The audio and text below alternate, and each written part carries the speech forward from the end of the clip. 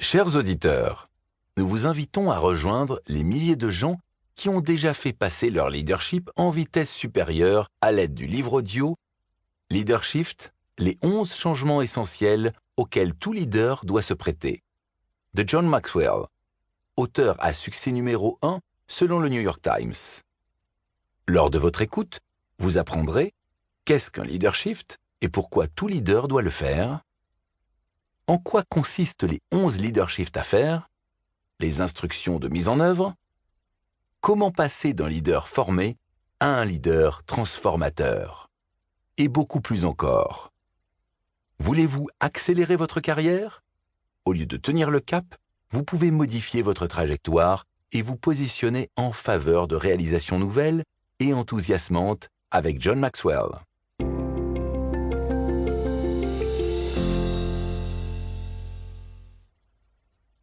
Le virage ciblé vers la concentration. 1 est un trop petit nombre pour réaliser quelque chose de grand. La loi de l'importance. L'un des changements parmi les premiers et les plus importants que quiconque doit faire pour devenir un leader consiste à passer de soliste à chef d'orchestre. On peut connaître la réussite par soi-même en tant que personne, mais pas en tant que leader. J'ai commencé à apprendre cette leçon et à prendre ce virage en 1974, lorsque j'ai entendu Zig Ziglar pour la première fois. Zig, qui est devenu plus tard un bon ami, a exercé une influence positive sur des millions de vies, dont la mienne. La première fois que je suis allé l'écouter, il m'a fasciné. Il avait un tel dynamisme. On m'avait formé à donner des conférences, ce que je faisais alors depuis environ 5 ans, mais Zig avait quelque chose de différent. Il avançait et reculait sur l'estrade. Il s'adressait de façon distincte à son auditoire avec son accent du Sud. Il rythmait ses paroles pour en optimiser l'incidence. Il se montrait charmant. À un moment donné, il s'est même agenouillé pour faire une remarque et établir le contact avec nous. Tout ce qu'il a fait ce jour-là m'a beaucoup plu. Mais ce qui m'a le plus impressionné, c'est une de ses affirmations. Elle est devenue le catalyseur par lequel j'ai pu faire passer mon type de leadership de soliste à chef d'orchestre. Voici ce que Zig a dit. Si vous aidez suffisamment de gens à obtenir ce qu'ils veulent, vous pourrez obtenir tout ce que vous voudrez de la vie. Cette parole m'a frappé comme la foudre. Je me suis immédiatement rendu compte que je faisais fausse route dans mon leadership. J'étais comme un soliste qui voulait que tout l'orchestre soit à mon service et suive mon programme. Au lieu de cela, je me devais d'agir comme un chef d'orchestre qui œuvrait de manière à faire ressortir le meilleur de chacun de mon entourage.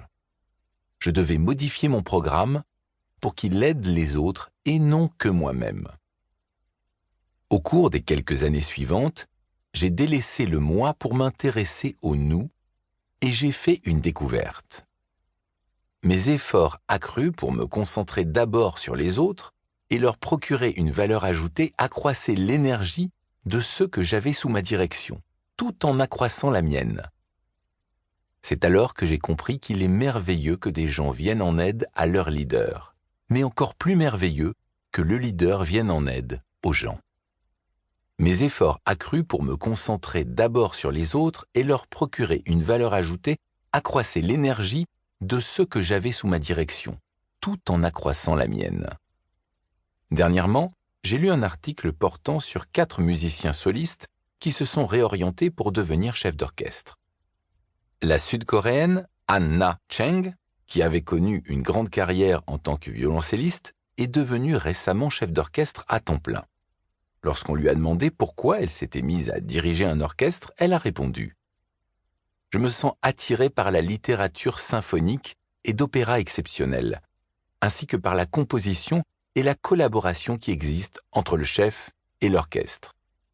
La collaboration avec l'orchestre est des plus gratifiantes. Chaque orchestre est différent. Ainsi, le chef s'efforce toujours de trouver la façon la plus efficace de diriger cet orchestre en particulier, afin d'unir le groupe derrière une vision et une interprétation commune. Cheng a fait remarquer que le travail du chef d'orchestre diffère complètement de celui du soliste.